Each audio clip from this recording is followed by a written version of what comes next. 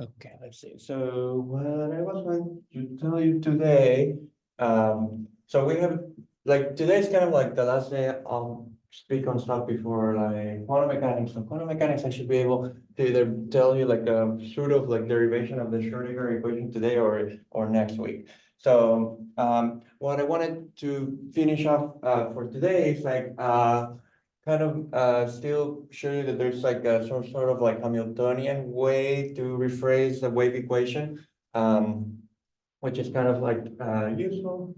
So let me see, like I'll try to do it by an analogy to make it easier to like comprehend what's going on. So let me just like again, it's kind of like going back to like first the first principles, like so like back to the beginning, right?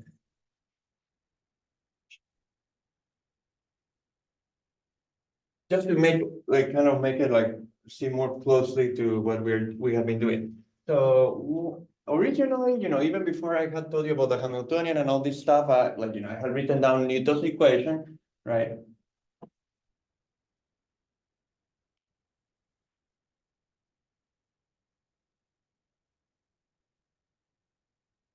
Again, at least for like a particle in one dimension, which is all that we need for now. So when I had written Newton's equation, like something, you can write it like F over, it's mass times acceleration equals force. So like the acceleration equals like force over mass. Um, and then the important thing about Newton's equation was that it was second order in time, right? Like that is what I want to emphasize now. So because it was second order in time, that's where to solve the ODE, like one way to do it is like to introduce an additional variable, which we had called the momentum, right? Which I'll take like mass times the dt, right? And so, or mass times velocity, right? Because I'll think of the dt as velocity. And so the second order equation becomes two first order equations, right? Which is just dx dt equals p over m, and dp dt is in this case like momentum like would be f, right? Right, so like these two like eventually become like they are equivalent to Newton's equations, right? And like then what we did after that is like rewrite this in terms of the Hamiltonian, right? But originally the point is that we had like a second differential equation in time, and we rewrote it as a system of ODEs. Okay, so there is a similar way you can think about the wave equation. So let's now think about the wave equation that we have thought about. Oh, and maybe before going there, right? As a system of ODEs, right? You need to specify the initial conditions. Like, if you think about uniqueness, right? You need like the initial position and the initial velocity or initial momentum. They're more or less the same in this case. So the initial conditions, right? Like for uniqueness, you need like the position at time zero, let's say, and the momentum at time zero. And that's why we got to the phase space, right? Like the phase space in this case.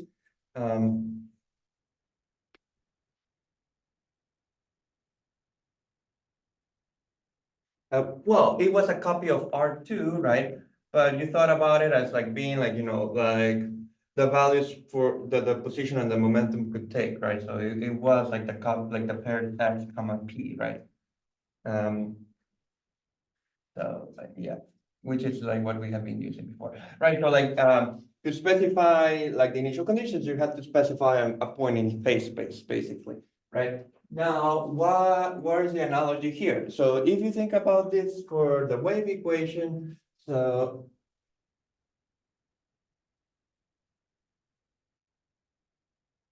Right, I always like well, you can always find this like using dimensional analysis, but I'm kind of lazy. So where is the velocity here? So like the wave equation. Oh, yeah, fuck it.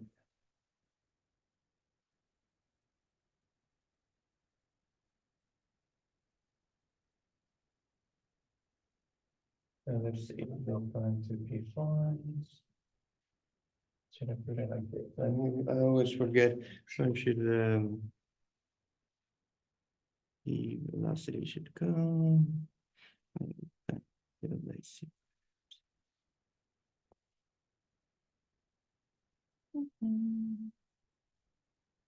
Not written. Oh, yeah. So let's see. Actually, the velocity should be this is a bit of sorry. Does that make sense? Right, because then like the t square should be here, so that's okay. Okay, so if you look at the wave equation, if you ever take partial differential equations, this is an example of what people call like the hyperbolic equation. But so like in partial differential equations, there are three main types of equation, which are parabolic, parabolic, hyperbolic, and elliptic. So this is called like a hyperbolic one. An elliptic one is like I'll erase this because we don't need it, but an elliptic one is something like the Laplace equation, which you may have seen, which is something like the second derivative of u plus the second, like now u is like a function of x and y, for example. Like, something like that could be, which is kind of like say that this is harmonic. If you have seen that like in complex analysis that, you have like the Cauchy equations for a function being holomorphic, then the real and imaginary part of the function, satisfy the Laplace equation. Well, why is this elliptic? Because, if you think about it, like in terms of like, it's kind of like a second derivative with respect to x plus a second derivative with respect to y. So it's kind of like, it has like the format of like the equation of an ellipse, right? Because like the equation of an ellipse is something squared plus something squared. Whereas here, like the reason why this is hyperbolic is that, if you move everything to the other side, like you have something like, let's ignore like the v for now. This looks like t squared minus x squared, which is like the form, like a version of a hyperbola. And then a parabolic equation is something like, the derivative of u with respect to t equals like a constant, like times the second derivative of u with respect to x squared. And like the reason why this is called parabolic is that if you look at, again, in terms of the derivative, it's kind of like a derivative with respect to t, but a second derivative with respect to x. So it's kind of like the equation y equals x squared, right? It's kind of like the equation of a parabola. In fact, like this is where the heat equation, this is like an example of the heat equation, for example, and the Schrodinger equation would be kind of, it is like some sort of hybrid between this one and this one. So once we get there, I'll tell you in what sense it's like a hybrid. But the point, well, I'm just saying like in partial differential equations, like the three main examples or like the three original classes of equations that you started are these three. When it's hyperbolic, okay, when it's hyperbolic, the important thing here is that, okay, you want to think about it as being an equation which is second order in time, right? So if you thought about it, like just by analogy here, right, because this is also second order in time, right? You might think, oh, maybe there's a unique solution once you specify some initial data, right? So like last time, the way I was solving this equation was by doing separation of variables and other stuff like that. But now I'm thinking about it more like in close analogy with Newton's equations, right?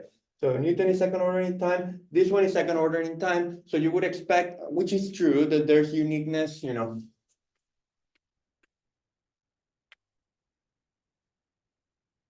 if you specify some initial conditions, right?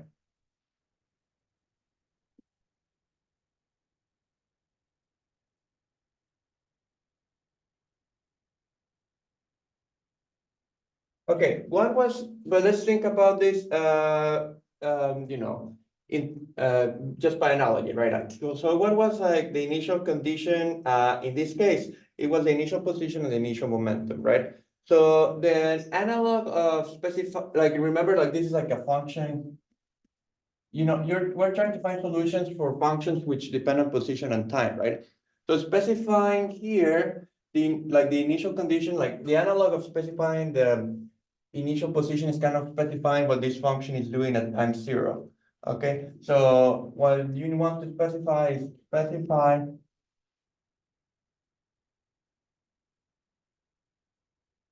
the, like, how the function looks at time zero. So I'm plugging in time t equals zero. So like the difference is that before, like you just had to specify a number. Now you have to specify like a number for each value of x, which makes sense because you're solving this now for like an entire like function of two variables. So you need to specify that, and then you also have to specify here like the momentum, right? Or like the initial velocity, if you like. So the analog of the initial velocity would be to specify like the analog of the velocity in this case would be kind of to specify like the values of the partial derivative with respect to time at time zero. Is that making sense? So it's kind of like it is essentially like this is like so this is like x of x naught, right? Like position at time zero, and this would be like dx dt at time zero, right? Like it's just that now because like the function depends on two variables, not one, you have to do this for every value of x, but it's still at time zero. Okay, so because of that, since you have to specify kind of like the initial configuration and the initial derivative with respect to time, it makes sense to kind of like introduce like an analog of the momentum, which is just okay. So like this is where like the notation can get a bit messy. So let me see what should I use for okay. So now we introduce like the analog of a momentum.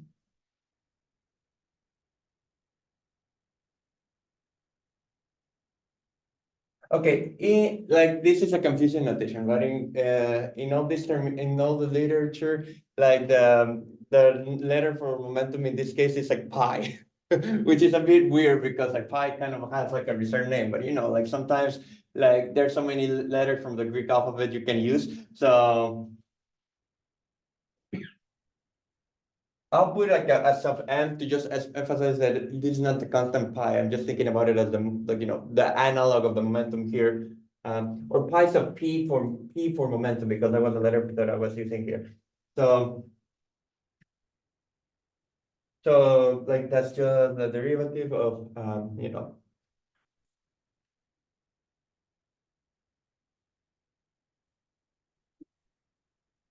that's just the derivative of u with respect to t, and the advantage of doing that is that you can recast, the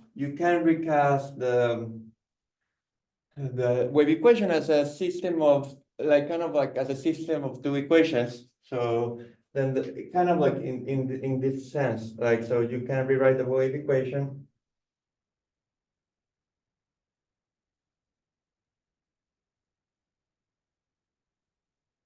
Okay.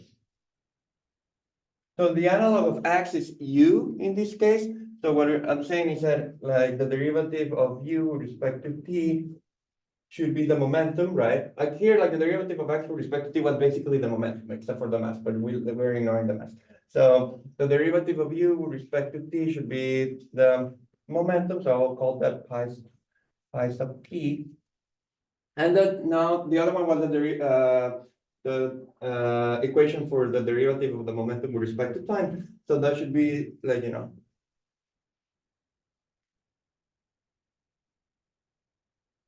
well, the derivative of the momentum with respect to time, it is like just what the wave equation tells you. That's just v squared. And let me rewrite this using this operator notation as in this way. It looks nicer.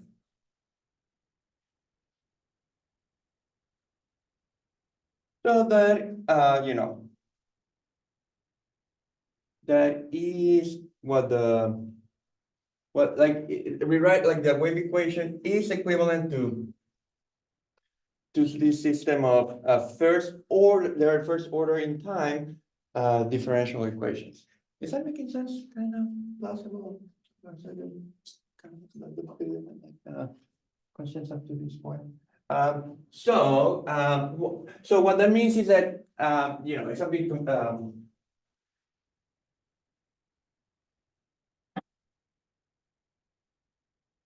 what that means is by analogy, specific, like, like that for uniqueness, you want to specify like the initial position, which is like the initial value of the function, and the initial value for the derivative of the function with respect to time. So the analog of the phase space here, there's still kind of like a phase space, which is position momentum. It's just that position now is this function, and then momentum is that this other function. So the phase space in this case,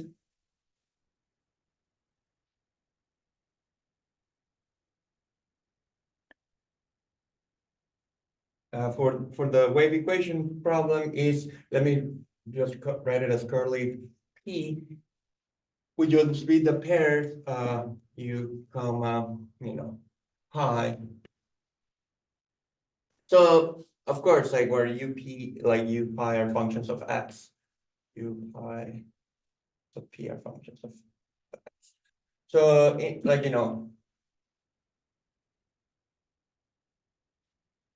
so it's kind of like, of course, this is like a bit of like an exaggeration. Like it is kind of like, not the horizontal axis is like, not really like I mean, it's an axis, but like the point here is like an actual function, right? And then the vertical axis is the axis for momentum, right?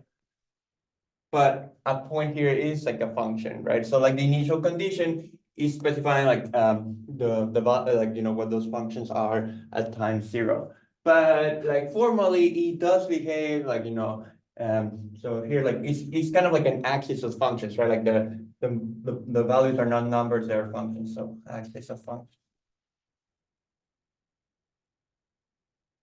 So, or let me put it this way, a point here is a pair of functions, not numbers, right? Here, a point was a pair of numbers. Here, a point is a pair of functions. A point here is a pair of functions.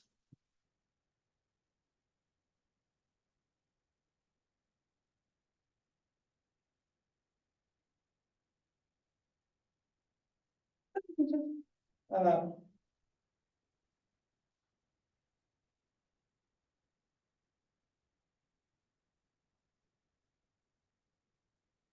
and so what's the idea? Why am I rewriting it this way? Because the Hamiltonian, if you remember, was a function of position and momentum, right? So you can try, like what I'll do in a moment is rewrite, like find like a Hamiltonian for this type of problem, and you'll see that like the wave equation becomes Hamilton's equations for that Hamiltonian. Okay, so let me remind you how the Hamilton equations looked at in this case, and I'll do it for this one. So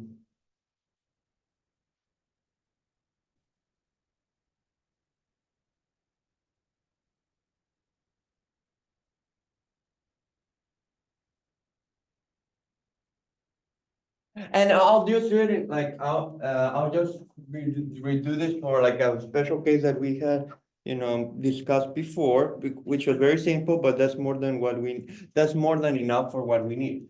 So, what was the Hamiltonian, in the Newton case? I'll just do it for the quadratic Hamiltonians. So quadratic Hamiltonian.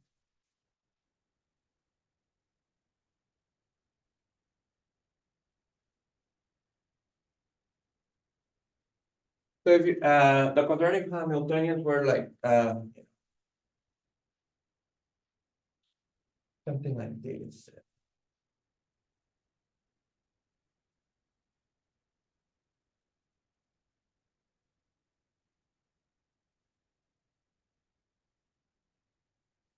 It was like a quadratic function in the position and the momentum. So here A, B, C were constants.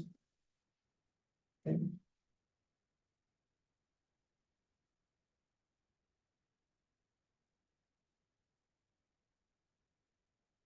So the idea, if you remember, the equations, Hamilton's equations were like dx dt equals like, the derivative of the Hamiltonian with respect to P, and the PDT is a minus the derivative of the Hamiltonian with respect to x, right? So if you, that is like Hamilton's equation in generality, right? But if you rewrite, if you do it for these quadratic Hamiltonians, like it was nice because then you could rewrite it in terms of matrices, you know.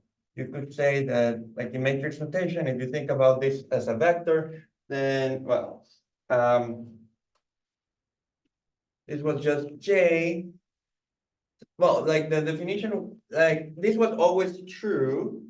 But the idea is that here J, if you remember it, was like the matrix 0, 1, -1, 0. But when you work out the gradient in this case, because it's quadratic, it can be represented in terms of a matrix.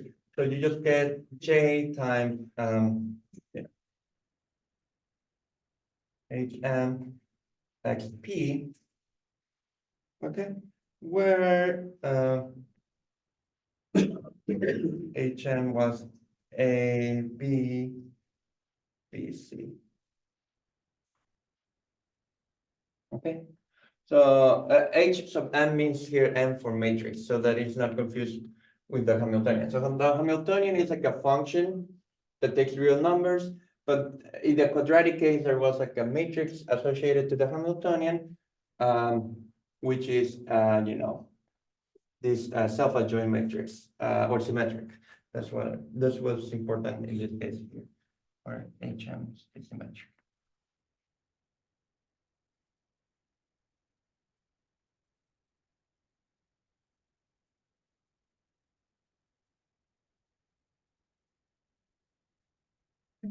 So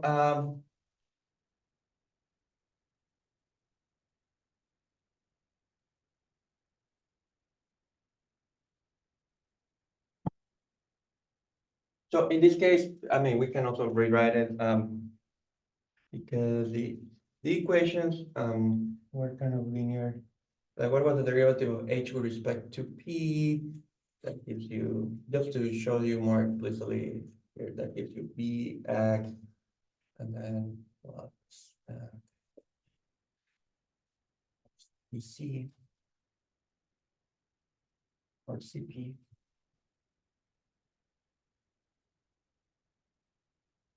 And then this was minus what with respect to x gives you ax plus.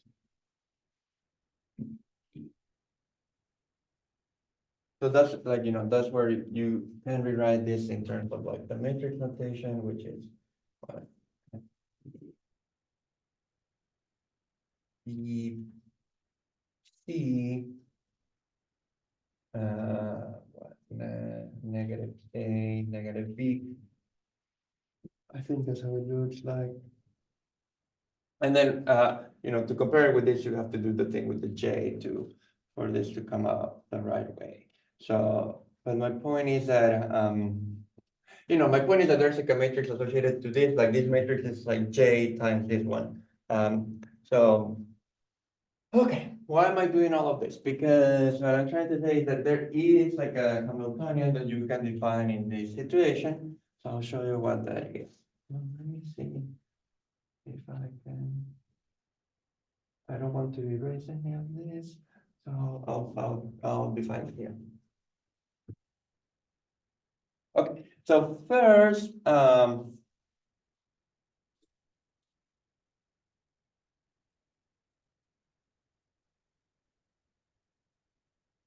so what's the Hamiltonian in the case of the wave equation? So here's the Hamiltonian.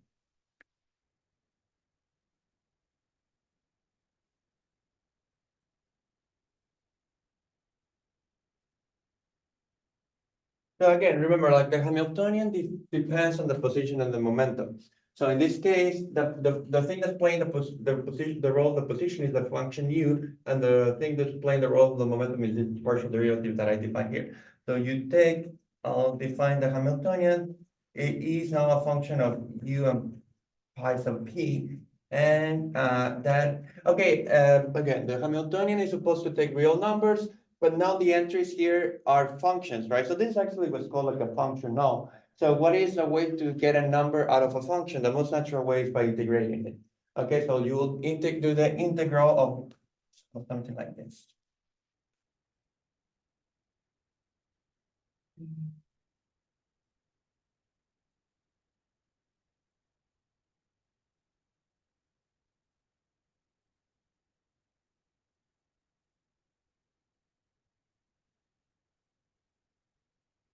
Let me see if I wrote it correctly. Oh, sorry, there should be no pies of p, there should be no use for it. Everything is like a function of x, so I'll emphasize that. Maybe this is too much like here, but.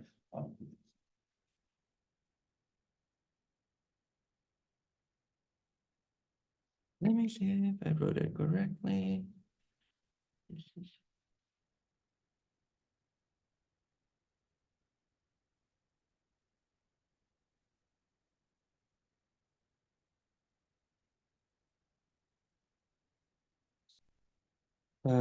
oh, yeah, but it should just be the first derivative. Oh, yeah, no, this is fine, the derivative and pi squared, perfect.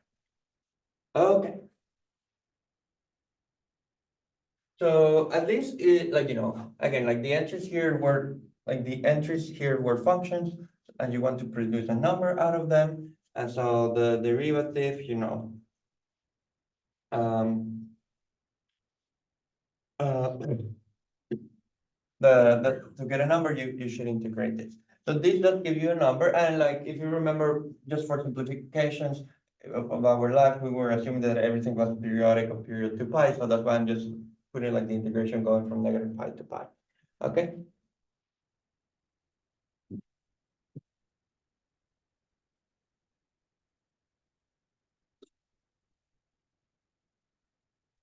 Is that making sense? So far, so good. Any questions about this?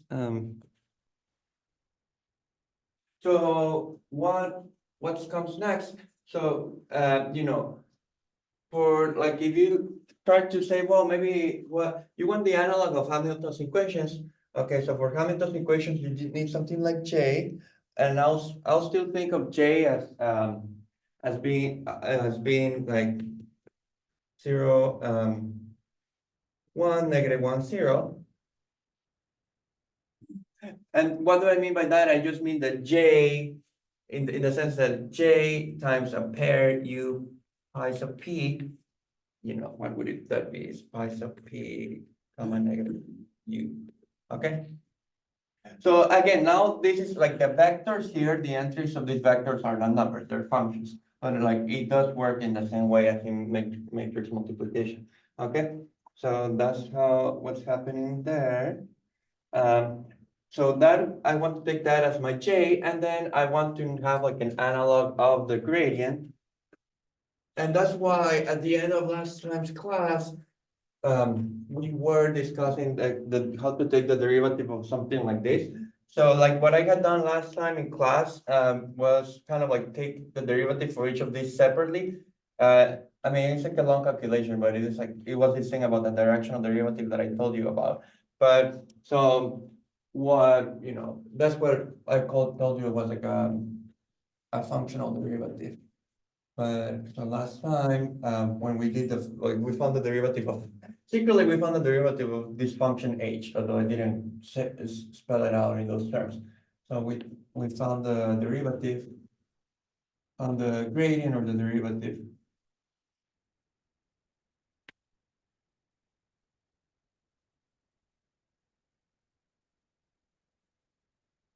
So like the gradient of h,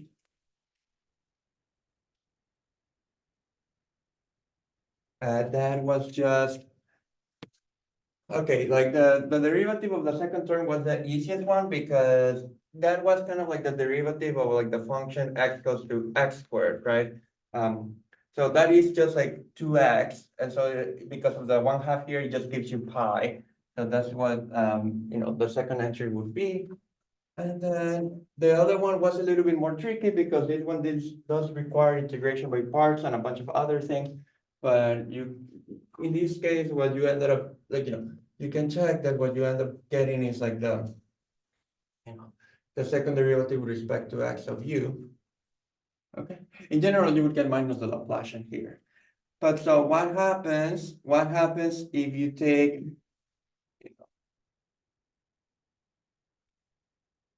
So what happens if you take J times the gradient in this case? Let's just try to work this out for this particular situation. So J, let me erase this. What is J times the gradient here? J is 0, 1, negative 1, 0, and this gradient is this thing.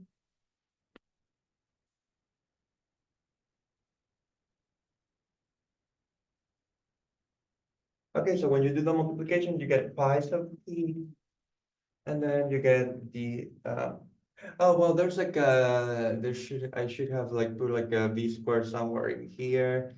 Oh my god, this is so annoying. No, let's take that. Like I mean, this works fine, but like I should have like put like a where should I like probably the v square I suppose had to be here for this to come out, right? Yeah, because like last time when I did it, there was no v square, so it should be fine. So yeah. Yes, no, it would be fine.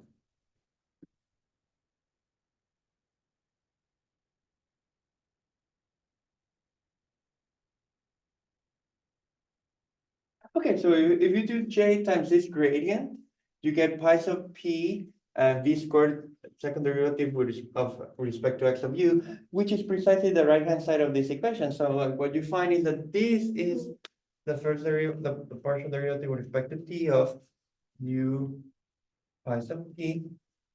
And that is, this is like the wave, I mean, this is like essentially the wave equation. So my point is that so the point is that this wave equation, so this can be rewritten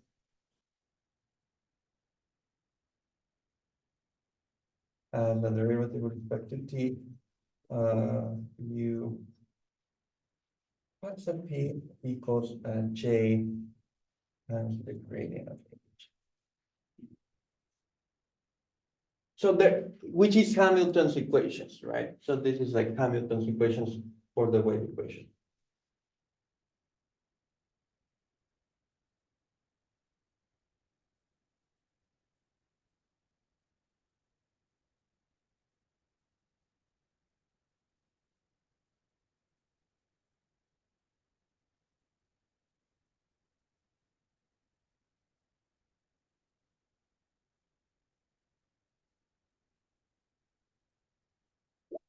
These squared supposed to be times like multiplied by the whole thing? Oh, sorry, just Okay, yeah. just a perfect. Thanks for catching that. Yeah, yeah. My miss. Thank you. Perfect. Oops. No, it should be fine. Thanks. Did I make a sense question? Okay, so I'm just trying to set up like an analogy. So what I was saying is like Newton's are Newton's equations were second order in time. You could rewrite it as a system of first order equations, and there was a Hamiltonian for that. So what I'm saying is like wave equation is second order in time. You can rewrite that as a system of first order equations, and there's a Hamiltonian for that, which more or less behaves in the same way as in the Newton case. The difference is that, you know, in the Newton case, the Hamiltonian, right, the input for the Hamiltonian, it is a function of position and momentum. And position and momentum in Newton's case is actual numbers, you know, because it's a position and momentum of a particle. They're just numbers. Whereas in the Hamiltonian for like the wave equation, the input is kind of like position and momentum, but the position and momentum here are kind of like functions, right? So the difference is like what the Hamiltonian, to get a number here, the Hamiltonian, the domain for the Hamiltonian are not numbers, they're functions. So that's why when I wrote the phase space here, in this case, you have to take it with a grain of salt, because a point, again, on this phase space represents pairs of functions, not pairs of numbers. So this is what people call field theory, because you know, like the Hamiltonian is defined on things, on functions which are defined over all of space. So they're defined on fields. And so the Hamiltonian becomes not what people refer to as a functional, because functional is something that eats functions and produces numbers. So the Hamiltonian in this situation is like a functional. Is that making sense? Now, for example, what is the idea?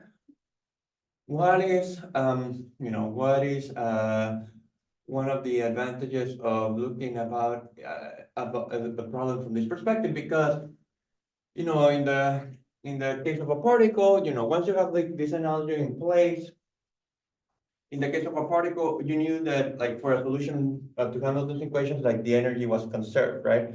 So here's like a quick reminder, so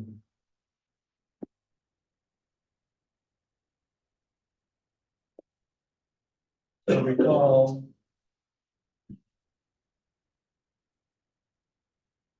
um, for a particle, for a solution to Hamilton's equations,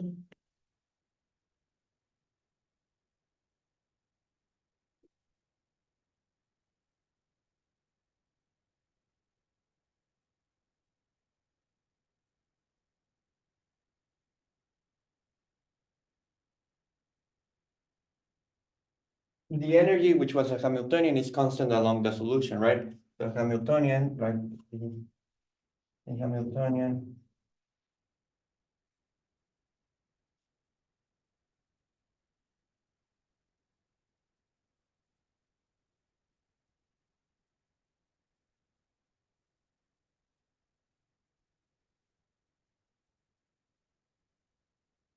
is a constant along the trajectory, right?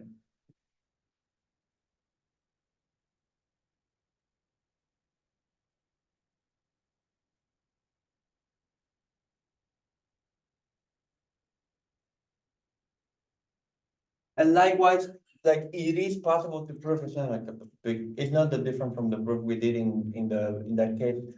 It's just like the chain rule, but you have to do like the chain rule for this case. It is possible to prove that if you have a solution to the wave equation, then this Hamiltonian is constant. So along a solution, this quantity is a constant of motion. So if you have a solution, likewise,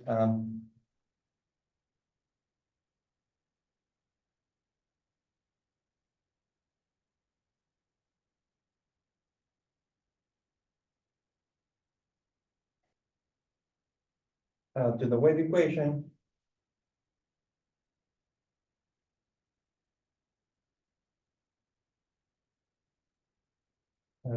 this is constant.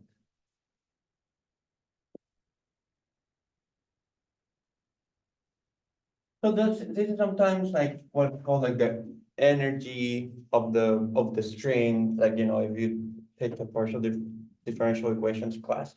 But my point is that like the Hamiltonian perspective, does give you the advantage um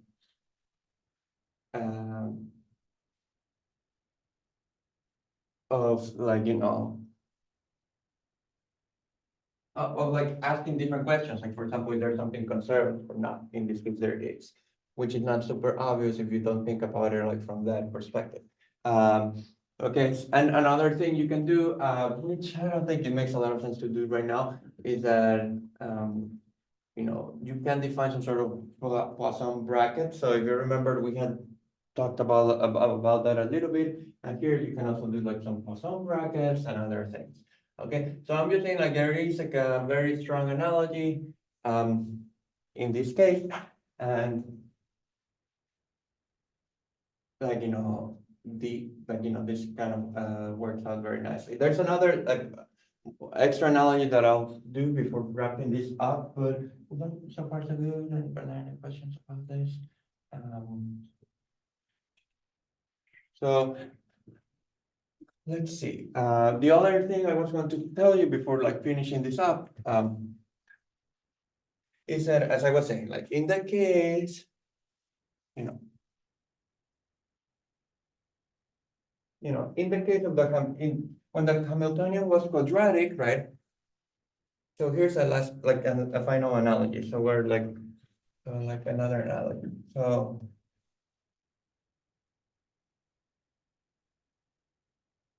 when the Hamiltonian was quadratic, which is what I was writing before,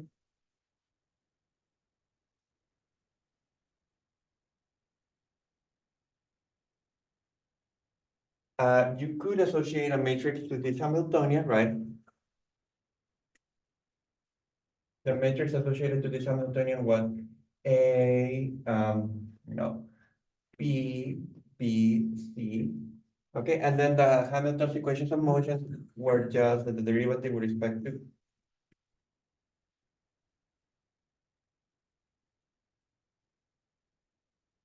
Okay, in the quadratic case that happened, right? Now, in this case, in our case, where it is like this, it's actually kind of nice to write them side by side because you can see that they're really similar in that sense.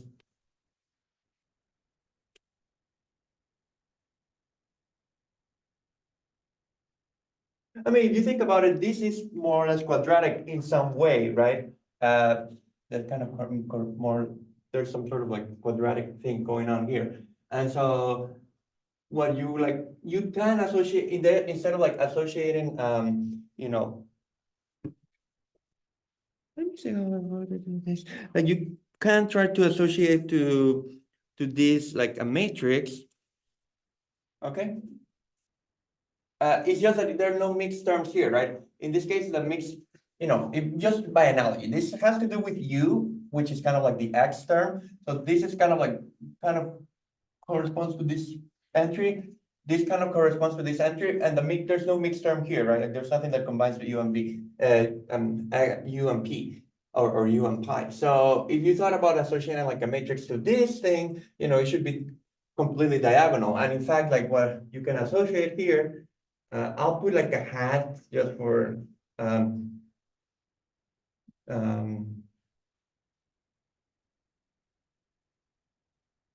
just for emphasis, or I'll just put OP for operator. The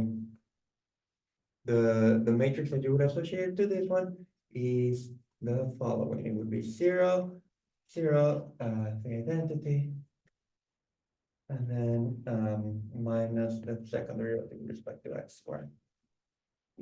Okay. OP stands here for operator. So like it is kind of like a 2x2 matrix, but the answers are allowed to be like operators or linear transformations. So here's like a minus second derivative with respect to x squared, 0, 0, I. And what is the point of sorry, this is like stupid, like because I'm missing like this stupid constant b squared. So it should probably be like this. So what is the point of doing it that way? That if you remember, like this matrix was self-adjoint, was symmetric, and that's why we talked a little bit about self-adjoint operators before. The minus the second derivative was, if you remember this, what was minus the second derivative with respect to x? It's minus the first derivative with respect to x times the derivative with respect to x, but this was the transpose of the derivative with respect to x. So it was dx transpose times dx.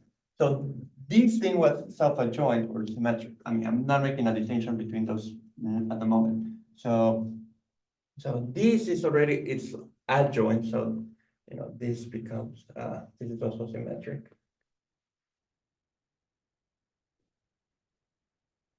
So in this, I'm just saying that for this Hamiltonian, there is like a symmetric matrix, and for this Hamiltonian, there is a symmetric operator, okay?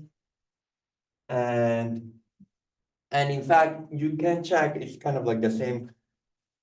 It's easy to check here that, the wave equation for this problem is literally J times the Hamiltonian operator on UP or pi sub p. So it's exactly formal. And so what happens in quantum mechanics, quantum mechanics is essentially this equation. It's just that J becomes I, basically.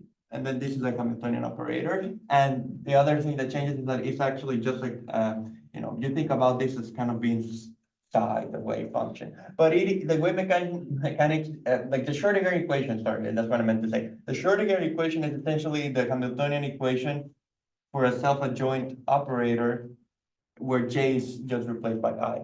Okay, so it's essentially that. I mean, it's like some sort of like field theory, but with complex numbers. Like, so from that perspective, it is more or less what we have been discussing. So that is one of the other reasons why I kind of did this detour on the wave equation because, yeah, that kind of gives you like a better idea of what's going on. Okay, and then make sense or not?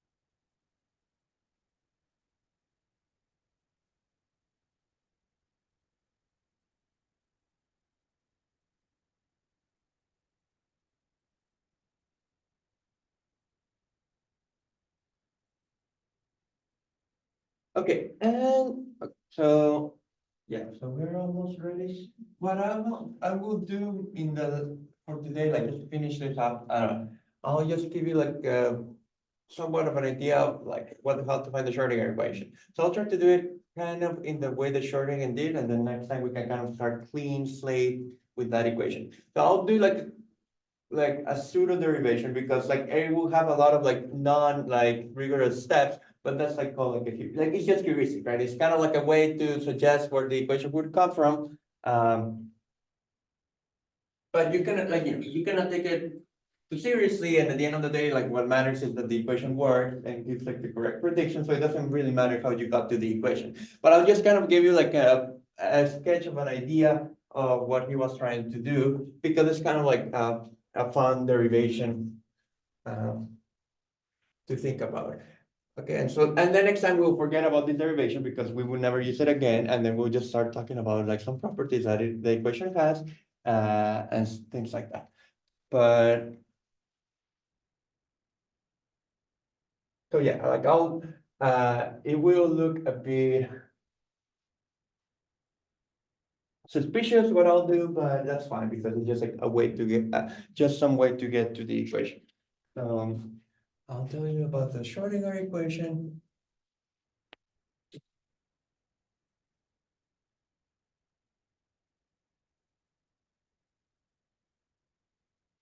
And I'll do it in a simplified way. I'm not 100% sure that this is, I mean, this is that he definitely thought about it in more general setting.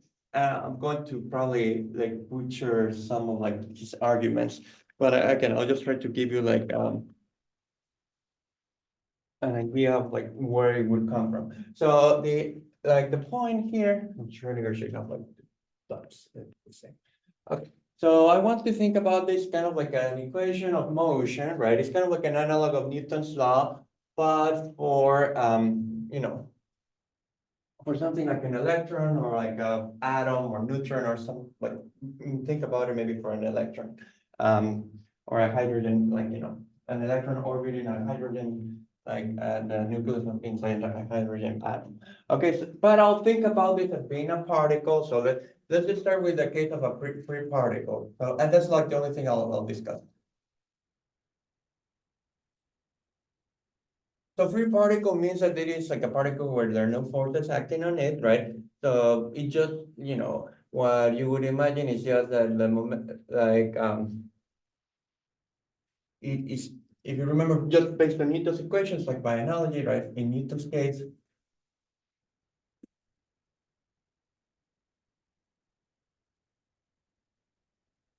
like what would happen for a free particle where there are no forces is that, it just moves with constant velocity, right? So the momentum is, and the momentum is just, well, the momentum is with mass and velocity, but like that would just be like a constant, right? So what's happening, like, when they were doing like experiments with electrons, or neutrons, for example, is that, again, sometimes like they would display behavior that was more like wave-like.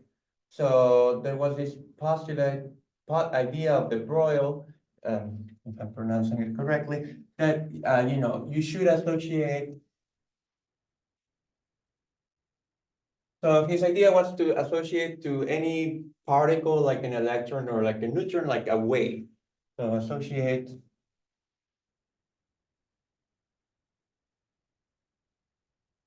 to like a particle, to this particle.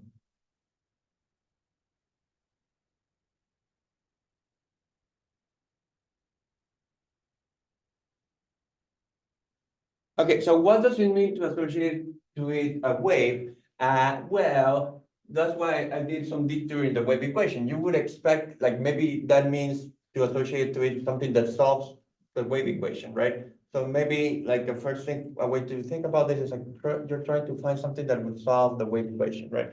Or like, so by that I mean like a function assigned to this, assigned to the particle, a function that solves a version of the wave equation.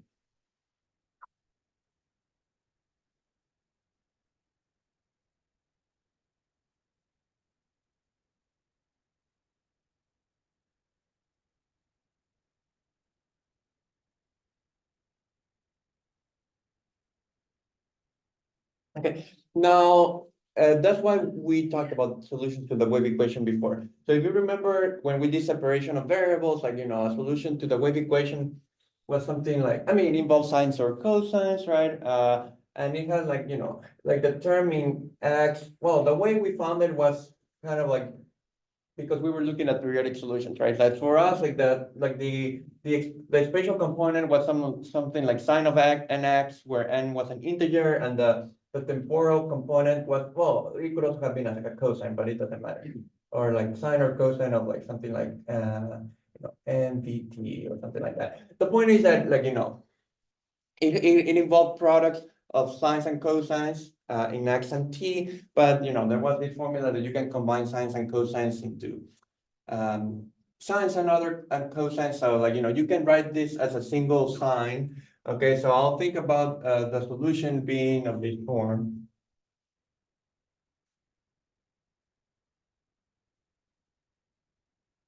See how much.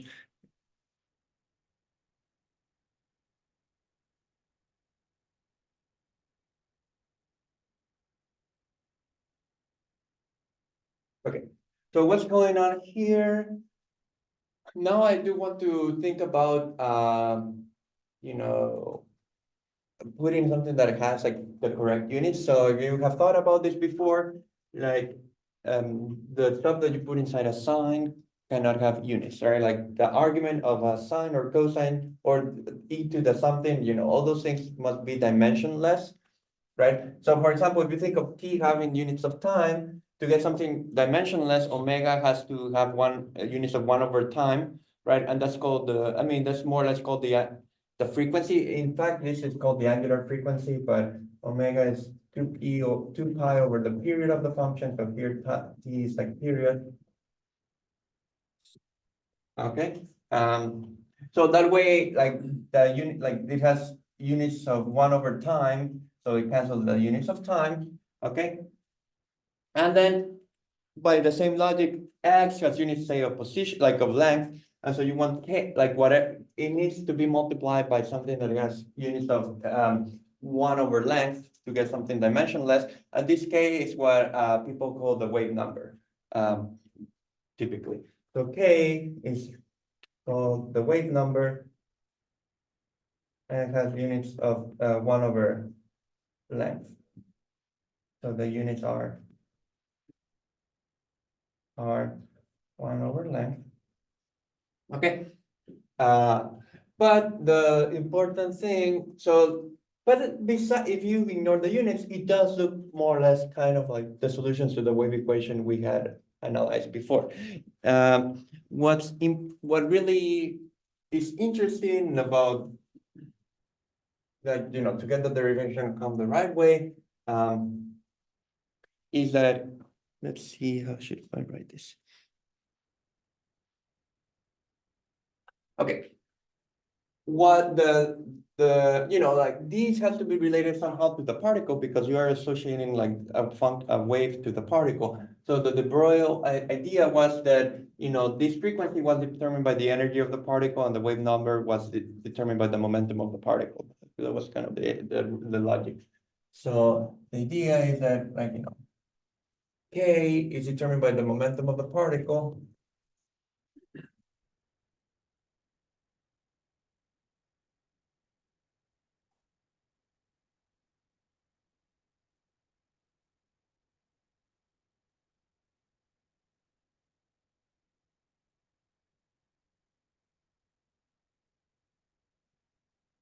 and omega by the energy of the particle.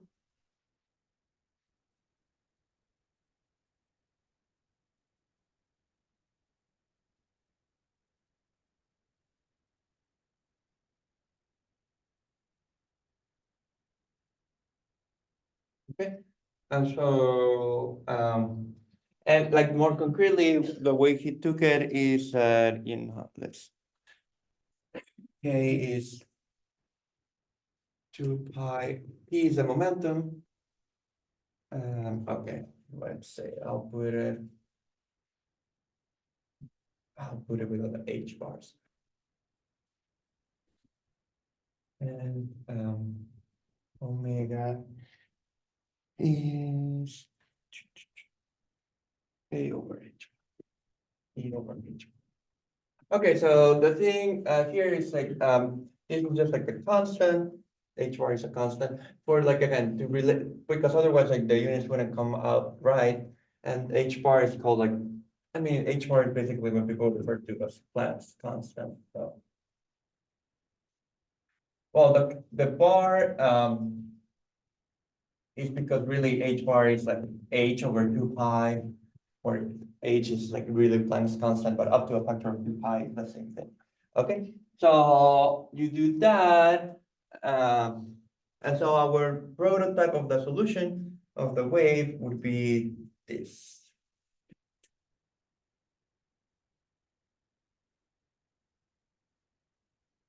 So A gets replaced with P over H bar, so you get P x over H bar.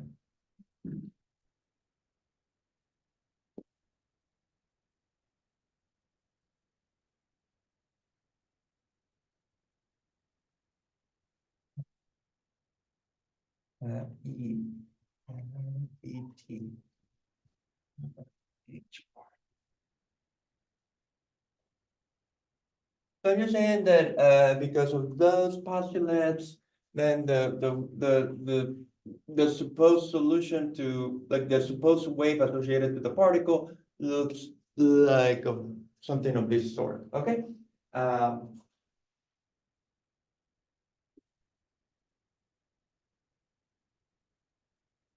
Now, what's the point? Like, the point is that this should satisfy some sort of wave equation, right? Um,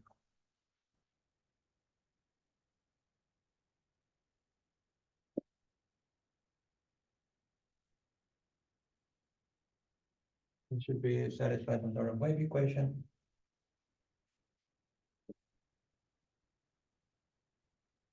Okay, so if you remember, like, the wave equation was like the second derivative with respect to u over d squared should be like, I'll put here v to separate this, like I'll put v sub wave, because this should be the velocity of the wave. Okay, and that should be the second derivative with respect to u of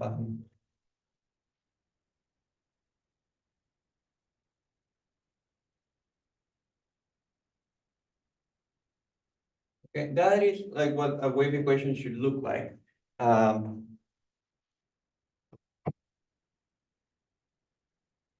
Now, this like is less important, but and actually this like comes from geometry, like optics and classical mechanics. It is, you actually don't expect the wave to travel at the same velocity as the particle. Like, the velocity of the wave in general would be like half the velocity of the particle. This is less important, like, than like for our purposes. Like, so I want, like, I can tell someone like at the end of class if they want to know what's going on there. But my point is that, the velocity of the wave, like, just take my word for it, that the velocity of the wave should be kind of like the velocity of the particle over two. Like, it's just like a constant, if I just want to make like the numbers come out perfectly, like correct. So look at this over 4. Okay. So it just looks like this. And so far I haven't done anything too crazy. Now, what I'll do, which is a little bit more like, this is where like more murky stuff starts occurring. So what is the second derivative with respect to t of this function, right? The first derivative with respect to t, if you take the derivative here, like you get minus e over h bar cosine px minus et over h bar. And then the second derivative with respect to t, if you take another derivative here, okay, you get another minus e over h bar, but there's a minus that comes from the cosine, so like minus minus minus, so like you still get like a minus.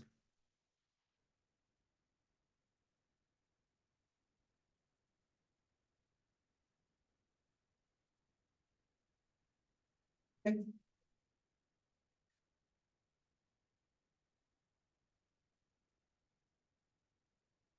So making sense. And for this particular function, right? For this particular function, sine of px minus et is u again, right?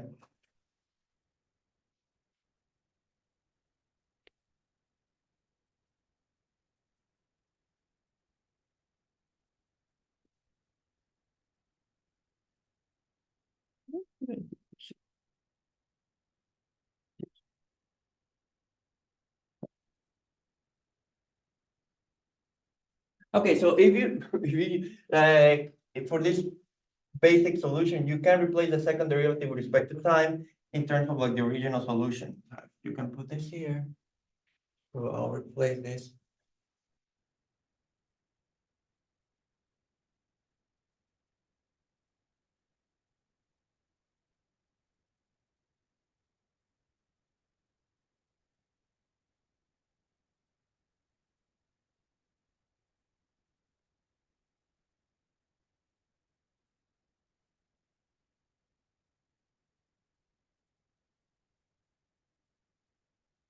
Okay.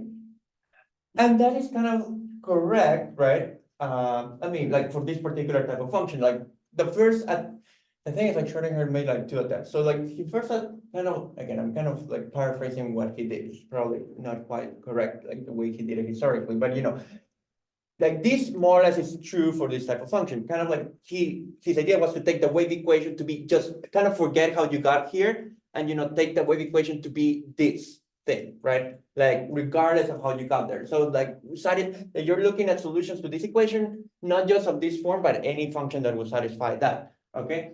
So that's kind of like the first thing that he did. The problem is that this equation actually was not giving the right answers.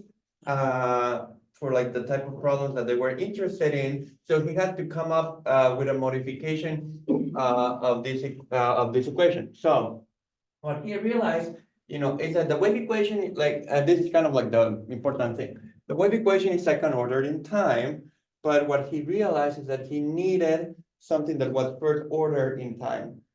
So the issue that he found, so is that the issue that he had is that he realized that he needed like he needed a first an equation which was first order in time.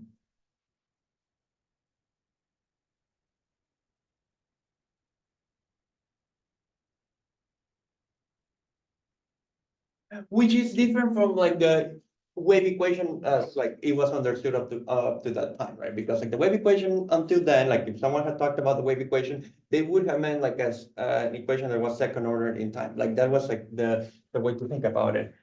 And so here's the fun part, like, so if you have some, like, what's kind of cute about this, like, is that when you take when you take two second derivatives with respect to time, you can relate the second derivative to the original function, right? This way, because like it's sine minus cosine, and then you get back to sine, right? Like when you take derivatives. So there is no way to take, like if you just take the first derivative here, there is no way to get back to relate this directly in an easy way to the original function, right? Because here you have a cosine and here you have a sine, right? So what he did instead, which kind of until then was more like a trick, is that he's like, well, so to try to find something to relate directly the first derivative in time with the function, I'll try complex exponentials, right? Because a complex exponential that's the magic of the exponentials, right? That their derivative is essentially the exponential. So what he did was to kind of like introduce complex numbers. So he tried instead, now a solution that is no longer like a sine or a cosine, but rather like a complex exponential function. So it's something like e to the I, but it's except for that, it more or less has the same format. Px minus et over h bar. Okay.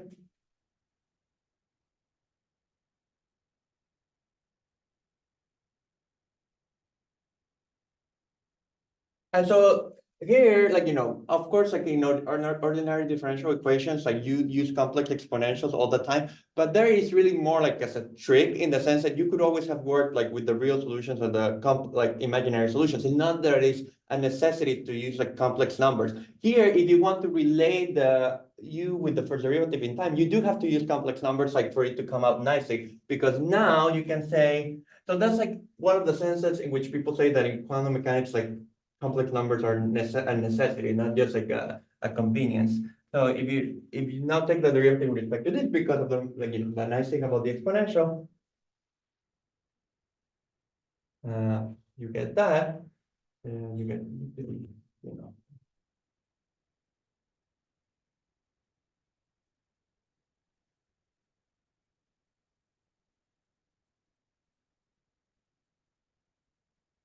Right, you get now you have like a relation between the first derivative in time and the function u, and what I'll just do is like very crudely plug that back into here, and that will give me the Schrodinger equation, which is kind of crazy. So like what I'll say that so that means that u is like minus h bar over e times the derivative with respect to u with respect to t. Okay. And if you plug that on the left-hand side of that equation, go to asterisk.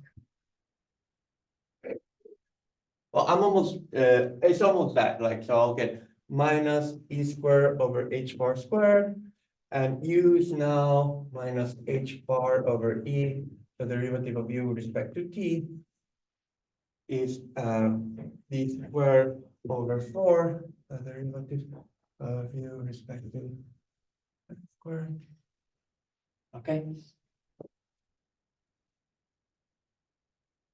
Oh, and there was an I, sorry, oops. When I take the chain rule, right, I also drop an I here, right? So in fact, sorry, when I solve for u, I can multiply both sides by I. Now it looks better.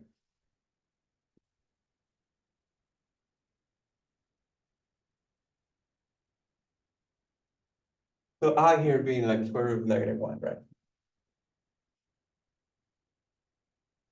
Yeah, because you have to be first, like, had to have your imaginary number somewhere. So that's where it's there. So what do you get? You get, you get, like h cancels, like you get, minus e other h bar, I, the derivative of u with respect to t, t squared over 4.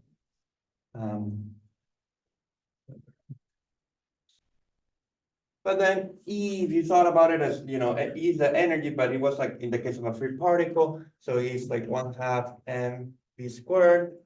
Okay, so let me put here 1/2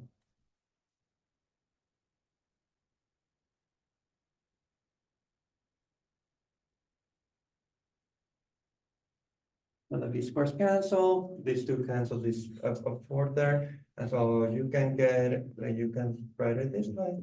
Oops, I'm jumping ahead, jumping the gun. So like, okay, this 2 gets like gives you a 2 here, and then v squared cancel, you divide by m, and then you get something like this. And the h, there was an h bar, right? That's also survived, so I'll move it to the other side.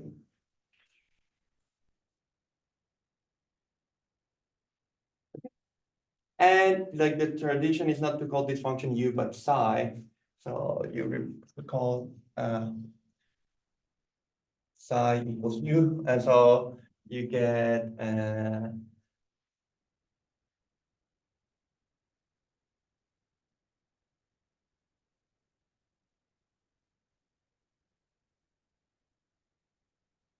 and that is the Schrodinger equation for the free particle, which is crazy because then his point is like you forget about how you got there, right? And just study this equation. So this is like the Schrodinger equation where there's no forces. Like I'll tell you next, I mean, the derivation when there are forces present is kind of similar. I'll just write it down, like, and that's where we will start from. Schrodinger for the free particle.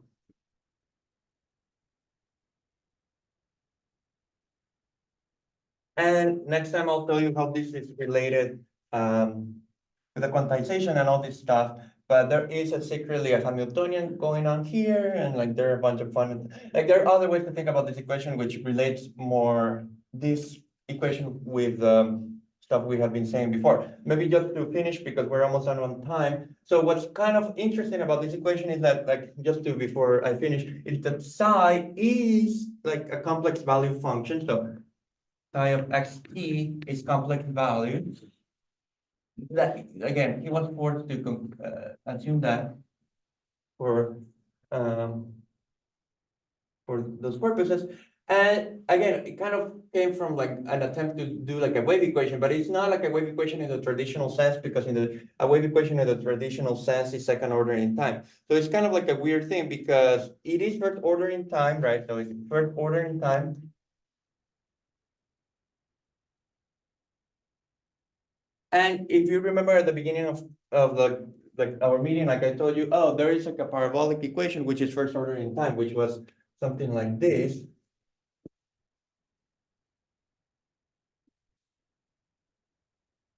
Right, where this is like a constant. So in a sense, it is closer to a parabolic equation, right? Because it's first order in time and second order in position. The thing is, like in the parabolic equation, the constant is real, okay? So it is some sort of a hybrid between like the wave equation and the parabolic equation. So because of that, it kind of has features from both like worlds. So it's kind of like a hybrid, like an odd hybrid of a wave equation and a parabolic equation.